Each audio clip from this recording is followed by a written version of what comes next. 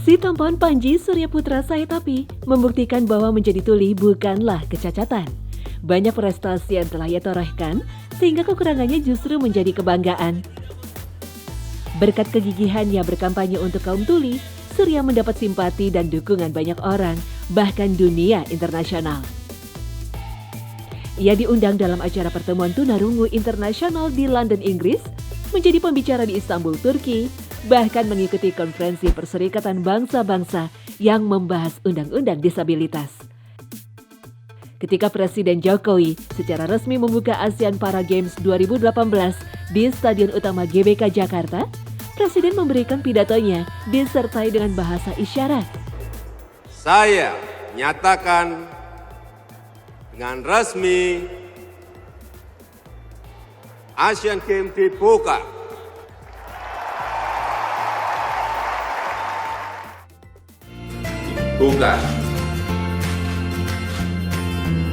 Selamat, sukses.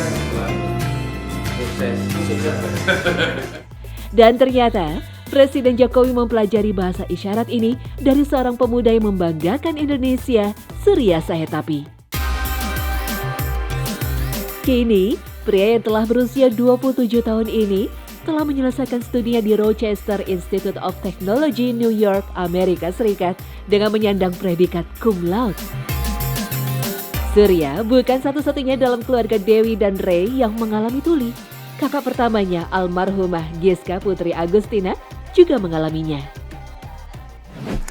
Jadi waktu dapat Giska itu kan adalah kebingungan, kesedihan, seperti pada umumnya orang tua yang diberi anak difabel. Ya.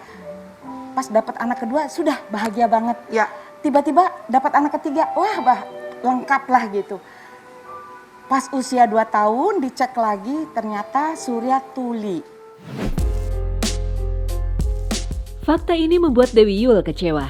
Karena sudah hampir 9 tahun, Dewi Yul berjuang keras untuk mendidik anak pertamanya yang difabel hingga sukses sebelum akhirnya meninggal dunia.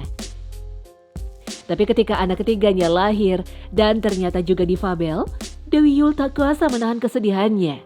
Bahkan sempat protes pada Allah SWT, mengapa dia kembali mendapatkan titipan anak yang difabel lagi. Terus aku bertanya sama Tuhan, kenapa nggak cukup satu? Ya. Karena satu aja berat banget. Ini anakku laki, bagaimana masa depannya gitu kan? Dia akan jadi pemimpin keluarga gitu.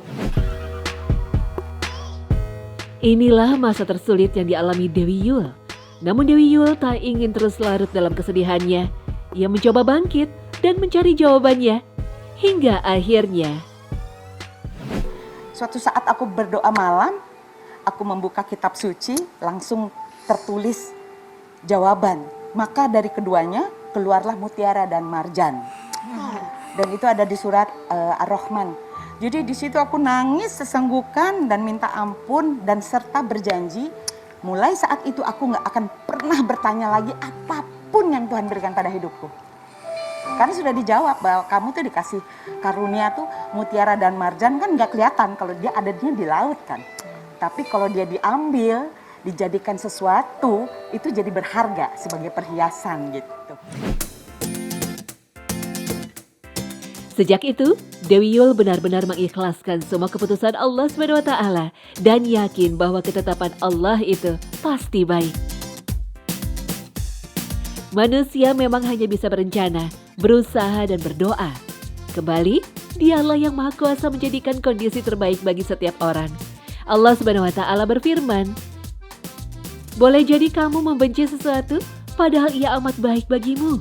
Dan boleh jadi pula kamu menyukai sesuatu, padahal ia amat buruk bagimu. Allah mengetahui, sedang kamu tidak mengetahui." Quran Surah Al-Baqarah ayat 216. Jadi Allah sangat bergantung kepada sikap dan perilaku hambanya. Allah pasti akan memberikan keputusan yang terbaik baginya. Sebaliknya, jika berprasangka buruk, lalu mulai lesu dalam usaha dan jemu dalam berdoa, maka Allah pasti akan memberikan keputusan yang buruk pula. Apalagi yang harus diragukan dari kekuasaan Allah? Tinggal seberapa jauh hati kita mantap dan yakin bahwa Allah benar-benar pasti menolong kita. Ingatlah, Sesungguhnya pertolongan Allah itu amat dekat. Quran Surah Al-Baqarah ayat 214. Maka dengan berbaik sangka kepada Allah, kita akan belajar menata hati untuk ikhlas. Insya Allah ridhonya akan senantiasa tercurah dan kita pun akan selalu bahagia. Wallahu a'lam.